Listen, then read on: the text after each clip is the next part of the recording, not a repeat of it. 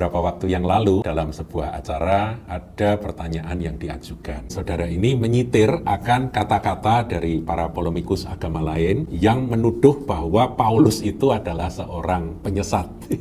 Karena apa yang diajarkan Paulus itu bertentangan dengan apa yang diajarkan oleh Yesus. Dijelaskan, yang dimaksud adalah Matius 5 ayat 18. Polemikus agama lain ini mengambil ayat ini kemudian mempertentangkan dengan teologi Paulus gitu ya. Dan dia berkata bahwa Paulus itu penyesat. Karena aku berkata kepadamu, sesungguhnya selama belum lenyap langit dan bumi ini, jadi nanti sampai akhir zaman, satu iota atau satu titik pun tidak akan ditiadakan dari hukum Taurat sebelum semuanya terjadi.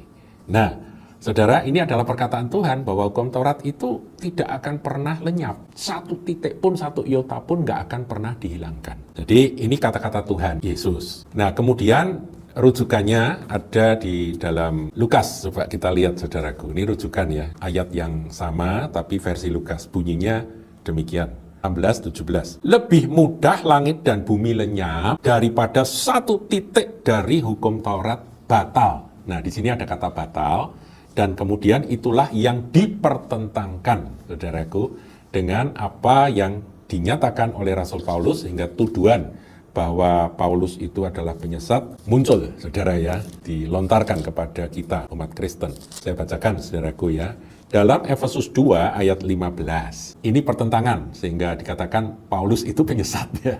Jadi orang-orang Kristen yang percaya pada ajaran Paulus itu semuanya sesat gitu ya. Efesus 2 ayat 15, sebab dengan matinya sebagai manusia, ini Tuhan Yesus mati di atas kayu salib, ia telah membatalkan hukum Taurat dengan segala perintah dan ketentuannya, untuk menciptakan keduanya menjadi satu manusia baru di dalam dirinya, di dalam Kristus. Dan dengan itu mengadakan damai sejahtera. Nah, di sini kok batal, padahal Tuhan Yesus bilang, nggak bisa batal, kan gitu ya. Lebih mudah langit dan bumi lenyap daripada satu titik dari hukum Taurat batal. Nanti dulu, saudaraku, saudara jangan bingung. Saya akan jelaskan akan dua pengertian batal.